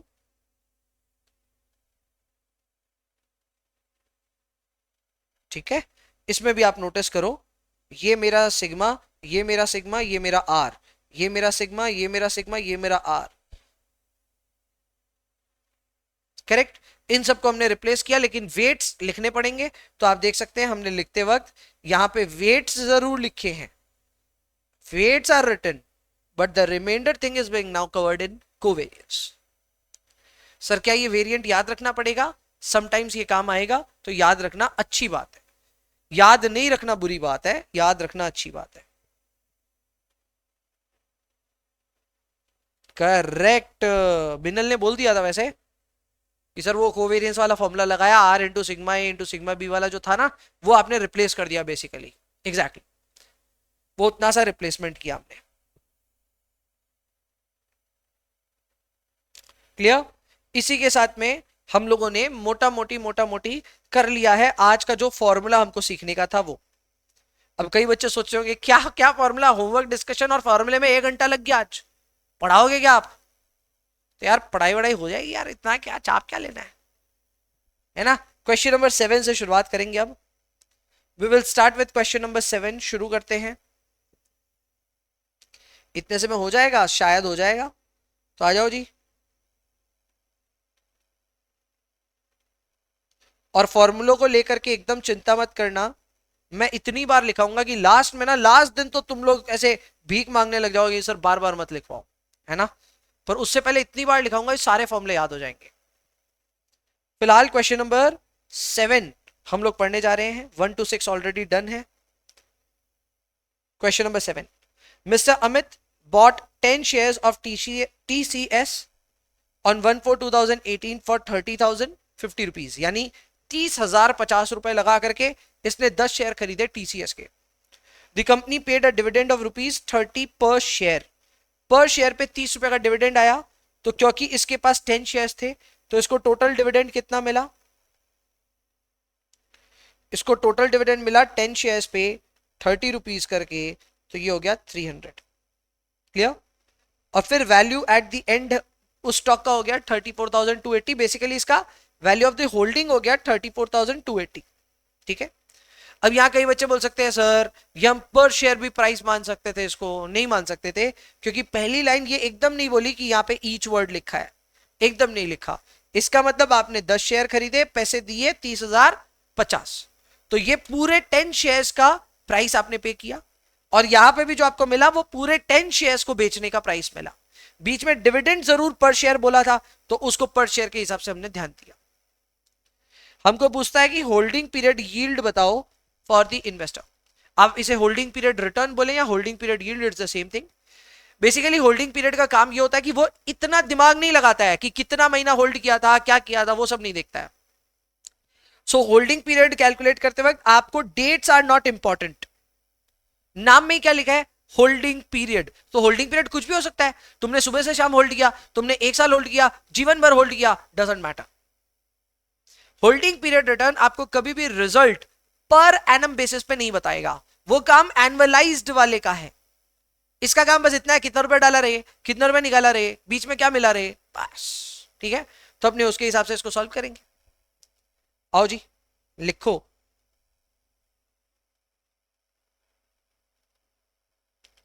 HPY एग्जाम के हिसाब से लिख रहे हैं तो पूरा नाम भी लिख देंगे हम। Holding period yield is equal to P1 plus D1 minus P0 whole divided by P0 into 100। Here P1 is equal to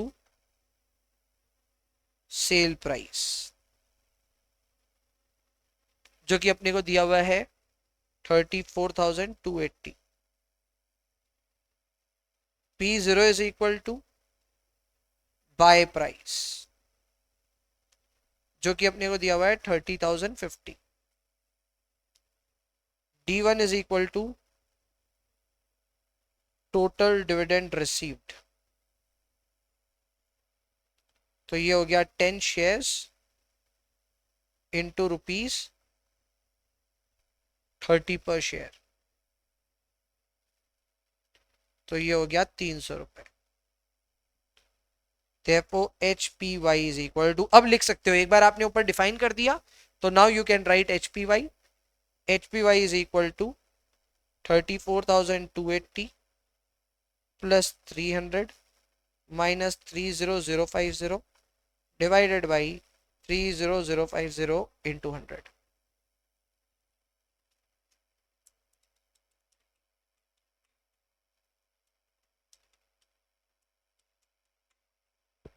15.07%। 15.07%, क्या बात है। कंप्लीट करें please question number 7। Done.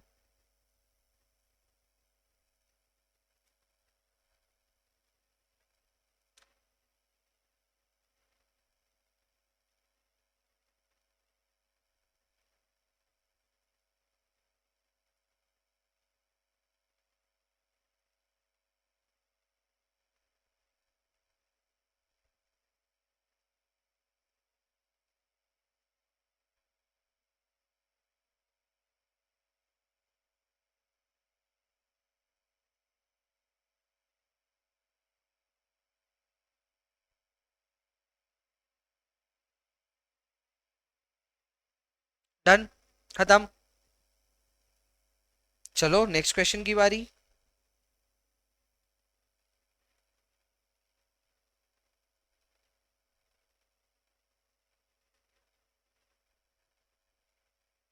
Solution to question number 8।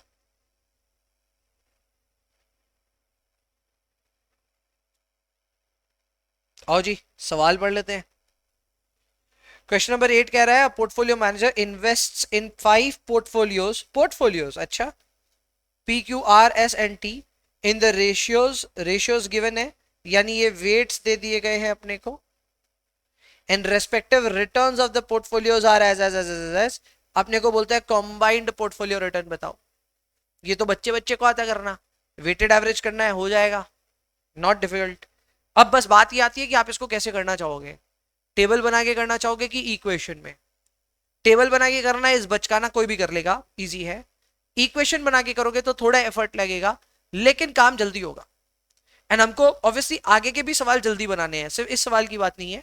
तो हम इसको इक्वेशन फॉर्म में सीखेंगे लिखते कैसे हैं, और लिखने के बाद इसको सॉल्व करेंगे, ठीक है।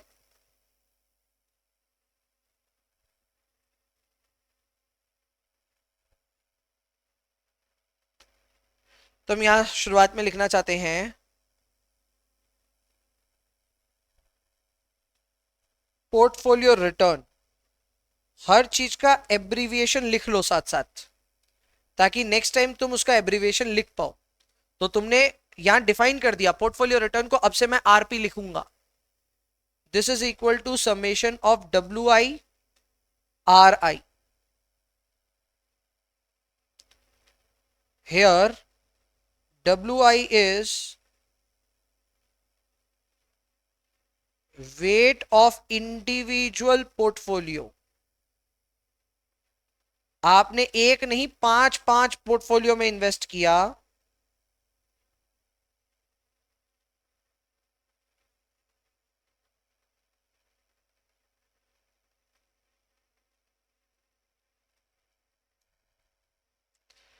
Done. Therefore RP is equal to, जैसे नाम वैसे ही लिख देंगे, W P R P, W Q R Q, W P Q R. अरे मैं आर बोल रहा था, क्यू लिख रहा था ना। नहीं नहीं, मैं ठीक ही कर रहा था।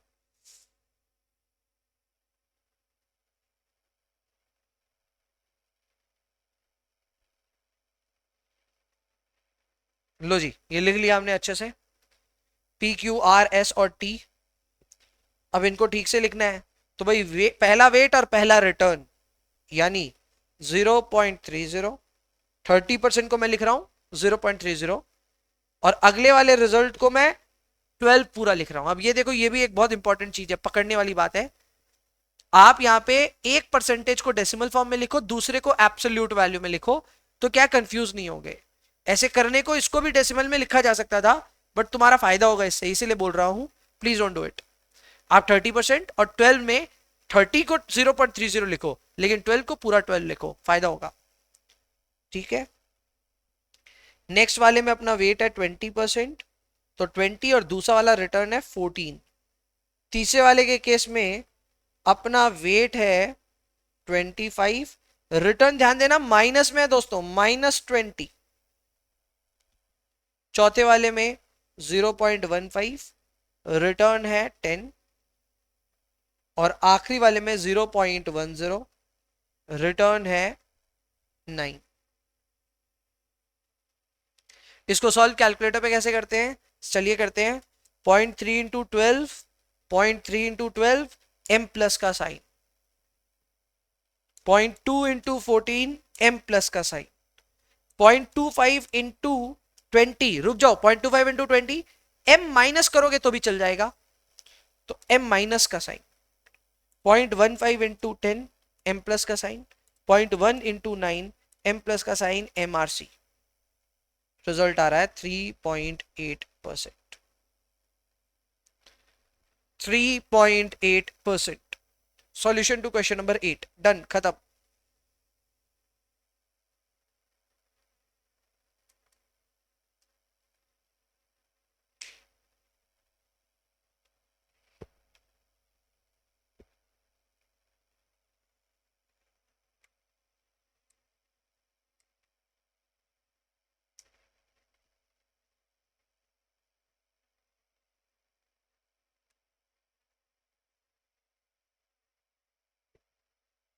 Done.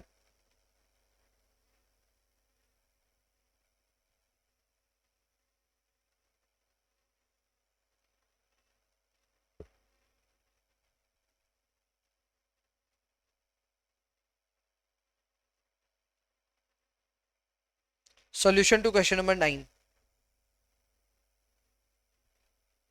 Solution to question number 9।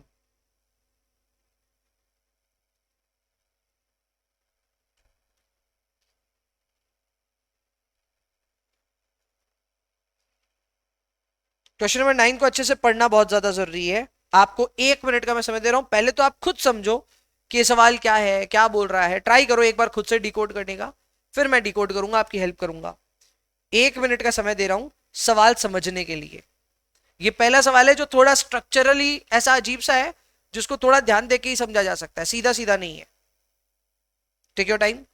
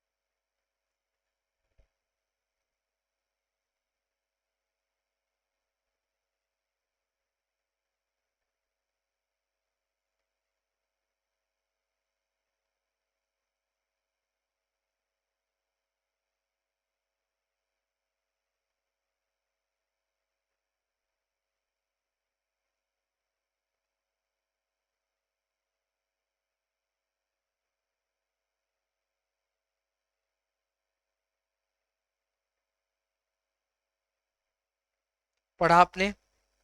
Did you read the question? सवाल ये कह रहा है, अब आप मेरा इंटरप्रिटेशन अपने इंटरप्रिटेशन से मैच कर लेना। सवाल ये कह रहा है कि रिटर्न ऑन पोर्टफोलियो बताना है, जो हम जानते हैं करना कैलकुलेट। उसमें बोलता है आपने 60% पैसा डाला टीसीएस में और बाकी रिलायंस में डाला, यानी 40% रिलायंस में डाला। इनके प्रोबेबल रिटर्न्स दिए हैं, यानी सीधा सीधा रिटर्न नहीं दिया है।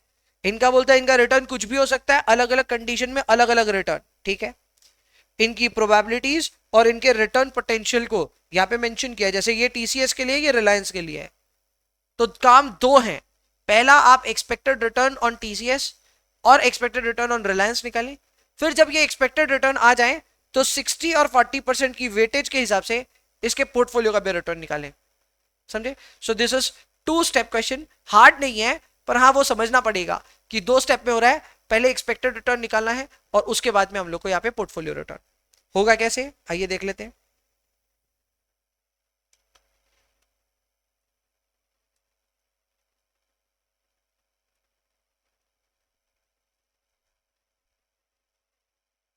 एक्सपेक्टेड रिटर्न ऑन टीसीएस, इसको अब से हम प्यार से बोलेंगे आरटी।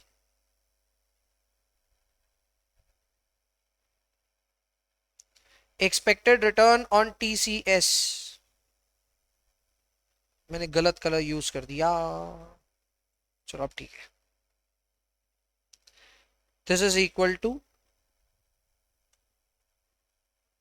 ऐसे करके भी लिख सकता हूं, summation of probability into return.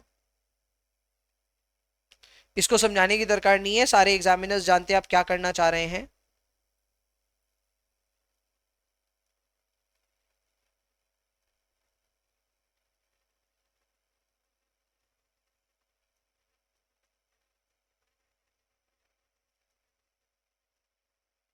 सो यहाँ क्या किया आपने? यहाँ हमने कुछ नहीं किया, हम हमेशा से ये काम ना टेबल पे करते थे। तो ये इंटू ये करते थे, ये इंटू ये करते थे, ये इंटू ये करते थे, फिर यहाँ पे जो आता था उसको टोटल कर देते थे। यही तो था ना। सो हम अपनी प्रोबेबिलिटी और इसको मल्टीप्लाई करते थे, अब वो नहीं कर रहे हैं, वो सीधा ही कर रहे हैं हम लोग।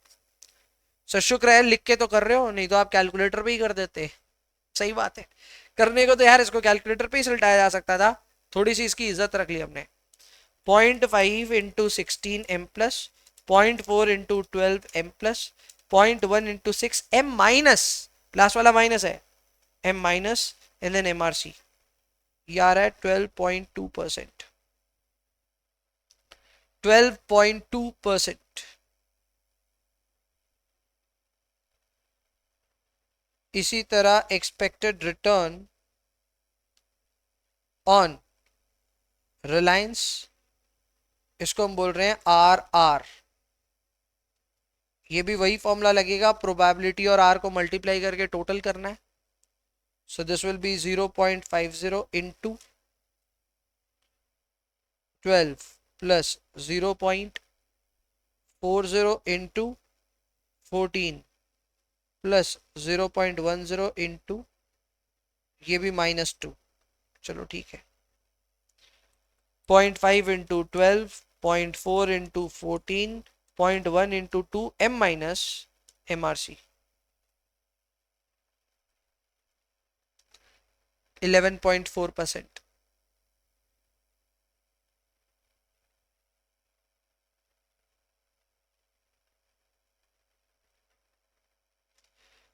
Therefore, portfolio return is equal to WT into RT plus WR into RR। तो मैं 60% पैसा लगा रहा हूं TCS पे और 40% में पैसा लगा रहा हूं रिलायंस पे। तो बस मेरा expected return on the portfolio निकल जाएगा।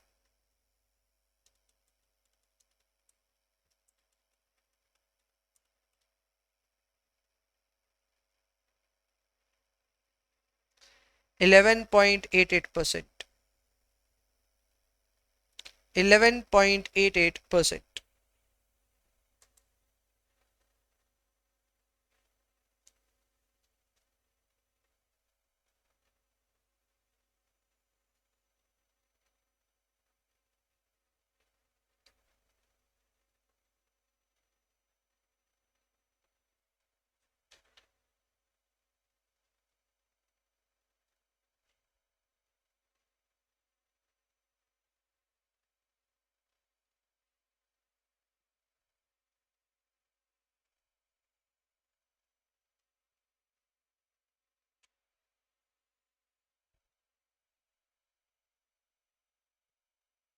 बोलो जी। समझ में आ रहा है? इजी लग रहा है?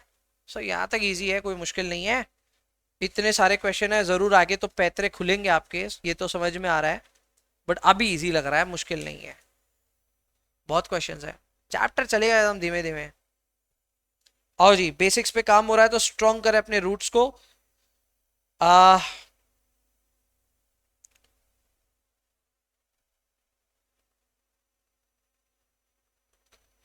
नेक्स्ट है क्वेश्चन नंबर 10। लेकिन रुक जाओ रुक जाओ रुक जाओ, एक मिनट में तुम लोग को बता देता हूँ सॉल्यूशन टू क्वेश्चन नंबर 10। ठीक है,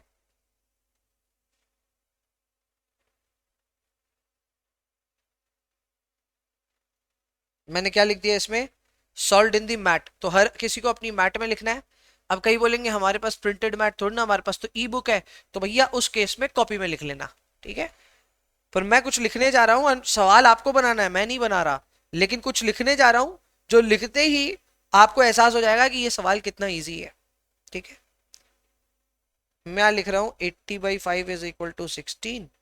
यहाँ पे लिख रहा हूँ 85/5 इज इक्वल टू 17। और यहाँ लिख रहा हूँ 0.50 into 16 plus 0.50 into 17 is equal to 16.5। चलो ये लिखने की जरूरत नहीं है लास्ट में जो मैंने एरो बना दिया। चलो आंसर आ गया है, आंसर आ गया, इतने में आ गया। हाँ आप देख लो, सवाल पढ़ लो, बना लो, आपसे बन जाएगा। मुझे भरोसा है अपनी जनता पे। ये 80 कहाँ से आया, ये 85 कहाँ से आया, इसको डिवाइड क्यों किया, ये नीचे क्या किया, सब समझ में आ जाएगा। आप 2 मिनट दो इस सवाल को बस, just give it 2 minutes.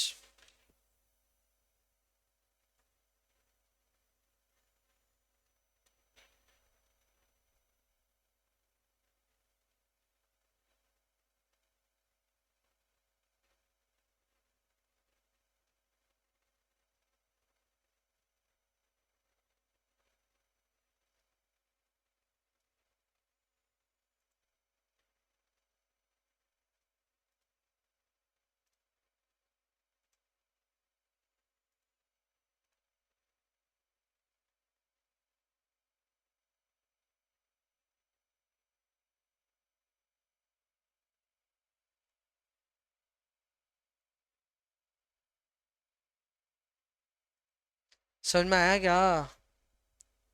wasn't this very easy?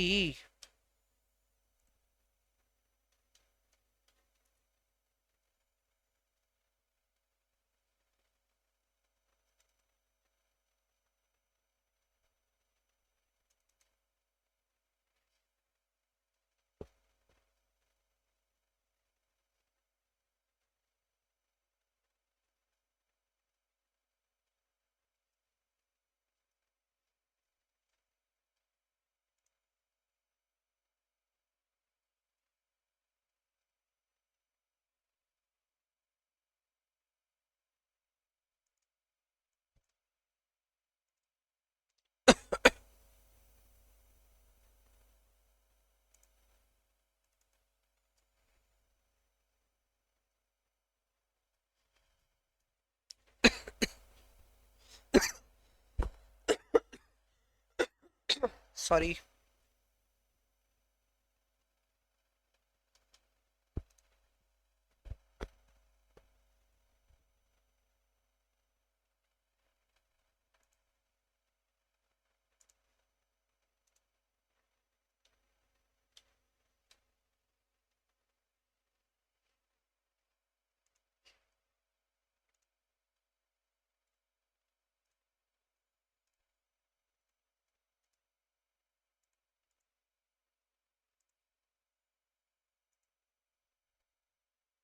Done.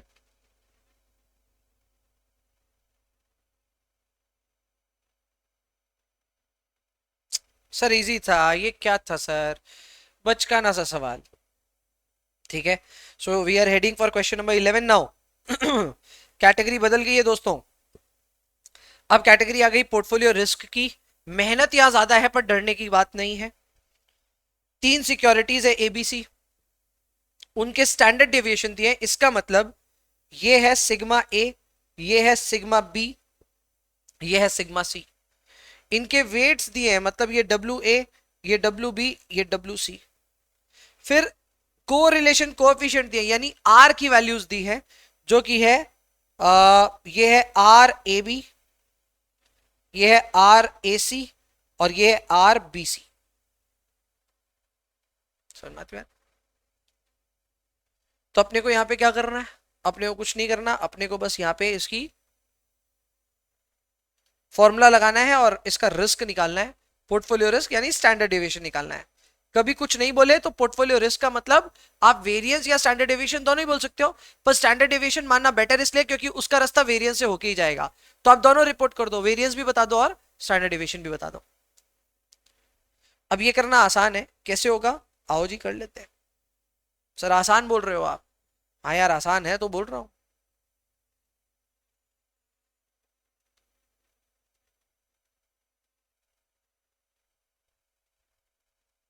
Solution to question number 11।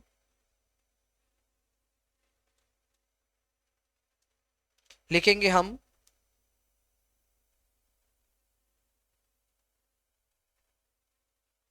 Variance of the portfolio. Variance को रिप्रेजेंट ऐसे करते हैं, आप अपने हिसाब से कुछ और मत मान लेना। भैया हम कुछ और मान लेंगे, हम वार लिख देंगे इसको। वार वार मत लिख देना, ये यही ऐसे ही लिखा जाता है। वेरिएंस होता है सिग्मा स्क्वायर ऑफ पी। ठीक है, इसका फॉर्मूला बनेगा डब्ल्यू ए सिग्मा ए। अभी याद नहीं आपको, कोई बात नहीं, माफ किया जाओ, माफ किया।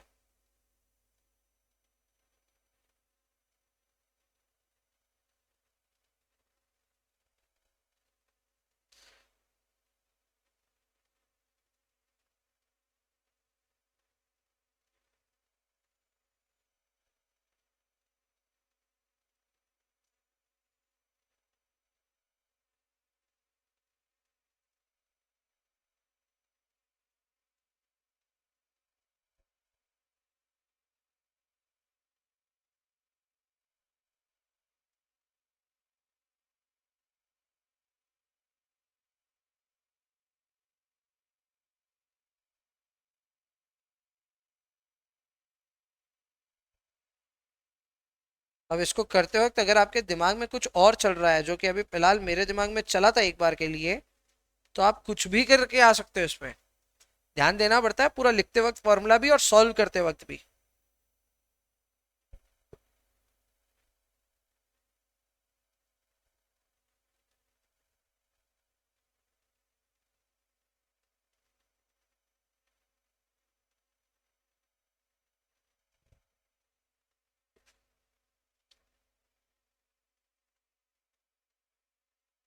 अब यहाँ इसको फॉर्मूले को एक एक करके समझाना पड़ेगा, मतलब समझाने की जरूरत नहीं है, पर हर चीज को लिखना पड़ेगा।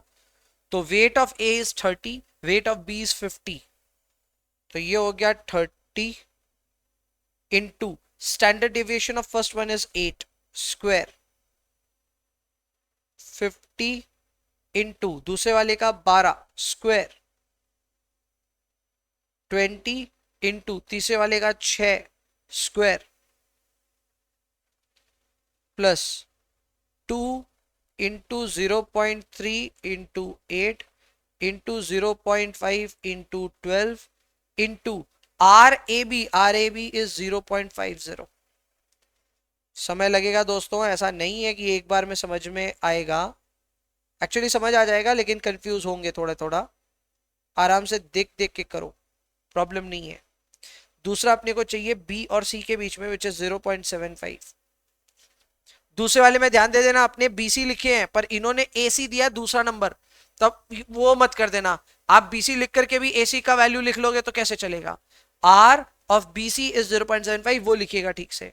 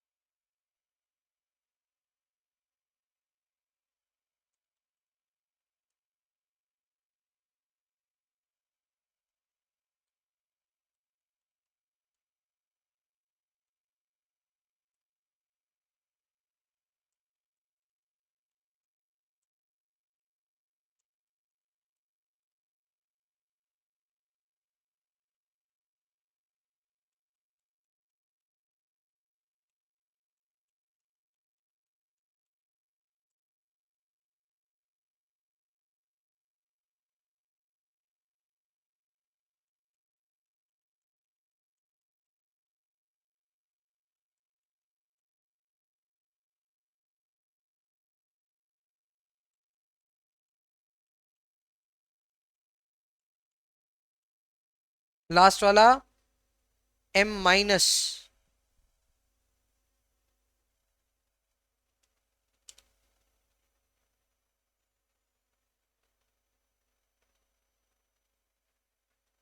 इधर भी m प्लस यूज हो सकता था ऑब्वियसली, अगर आपने नहीं किया तो ऐसा कोई बहुत बड़ा बात नहीं है। अब ये आया है परसेंटेज स्क्वायर के फॉर्म में, तो स्टैंडर्ड डेविएशन जो है वो आएगा इसका अंडर रूट,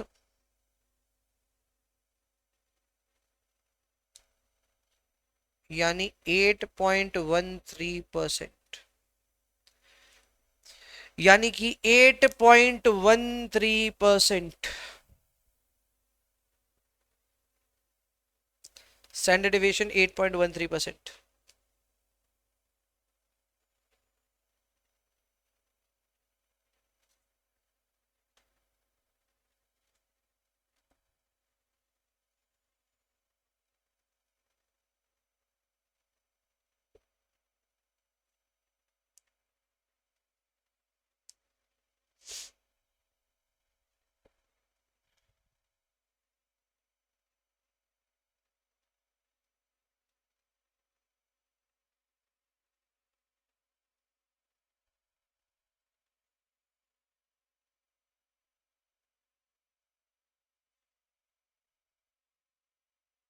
क्वेश्चन नंबर 12 को पार्शियली सॉल्व करके लेके आना है, ये आपका आज का होमवर्क रहेगा। सर जल्दी क्यों छोड़ रहे हो, बताता हूं बताता हूं। पर क्वेश्चन नंबर 12 को आपको पार्शियली सॉल्व करना है। पार्शियली सॉल्व करने का मतलब क्या होता है? इसका मतलब आपको इसका सॉल्व करना है पार्ट 1, पार्ट 2, पार्ट 3, बस पार्ट 1 2 3 करना है आपको इसका सॉल्व। इसमें 5 पार्ट्स हैं, आपको पार्ट 1 2 3 करना है। सवाल दिखा देता हूं आपको ताकि आप पहले पार्ट में ही नहीं फंस जाएं। पहले पार्ट में जब आपको बोला सेंसिटिविटी ऑफ रिटर्न्स बताओ of each stock with respect to the market, यानी ये चाहता है आप बीटा कैलकुलेट करें। क्या कैलकुलेट करें? बीटा। दूसरे वाले में ये चाहता है आप कोवेरियंस कैलकुलेट करें। कोवेरियंस में फॉर्मूला कौन सा लगेगा जो आज हमने सीखा? सीखा तो क्या लिखा था? ये वाला फॉर्मूला आपकी कॉपी में है, ये फॉर्मूला, वो फॉर्मूला अप्लाई होगा तो कोवेरियंस निकलेगा, याद रखना है इस बात को। और तीसरा वाला सिंपल है जिसमें आपको रिस्क निकालना portfolio consisting of 3 stocks equally. Equally का मतलब हो गया सबका वेट आपको पकड़ना है 0.3333। 3 स्टॉक्स हैं, तीनों में अगर इक्वल इन्वेस्टमेंट होगा तो आपका वेट होगा 0.3333। तो आपका ये होमवर्क के लिए मैं हिंट दे रहा हूं, पहले बता देता हूं। बीटा निकालना होगा तो बीटा निकालने के लिए मशक्कत है। बीटा के लिए कोवेरियंस निकालना होगा, covariance divide by market variance करना होगा।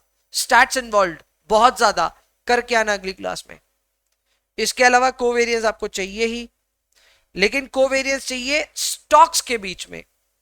इसके लिए मैंने आपको ये फॉर्मूला बताया, यूज करना ये, फिर मैं आपको इसका फर्क समझाऊंगा ये क्यों अलग है than the covariance that you had calculated earlier. काम आएगा, मैं बता रहा हूं आपको, ठीक है। अच्छा, और लास्ट में अपने को यहाँ पे पोर्टफोलियो का रिस्क निकालना है, अज्यूमिंग दैट इक्वल वेटेज यहाँ पे इन्वॉल्व है। अच्छा, कोवेरियंस के लिए मैं आपको बता दूं मेहनत नहीं है ज्यादा। कोवेरियंस के लिए या बीटा के लिए भी ज्यादा मेहनत नहीं है। बीटा के लिए फॉर्मूला लगेगा R into sigma of your stock divided by sigma of the market. तो ये भी हिंट दे दी आपको मैं, ठीक है। ये जो बीटा चाहिए, ये बीटा के लिए ये वाला फॉर्मूला लगेगा। अपने पास यहाँ पे सिग्माज है, मार्केट का भी सिग्मा है, और अपने पास में यहां आर की वैल्यूज भी हैं। तो थोड़ा है, मतलब एक्सप्लोर करने लायक सवाल है। इसको हम अगले दिन आकर के एकदम करेंगे इसको, और मैं एकदम शुरुआत से शुरुआत करूंगा तो उसकी भी चिंता नहीं है। आपको एक भी पॉइंट पे ऐसा नहीं लगेगा कि आप कहीं लेफ्ट आउट हुए। पर अगर आप इस सवाल के ऊपर बेटर ग्रिप हासिल करना चाहते हैं तो आप थोड़ा सा होमवर्क करके 1 2 3 बना के लाइएगा, ट्राई करके लाइएगा, ठीक है।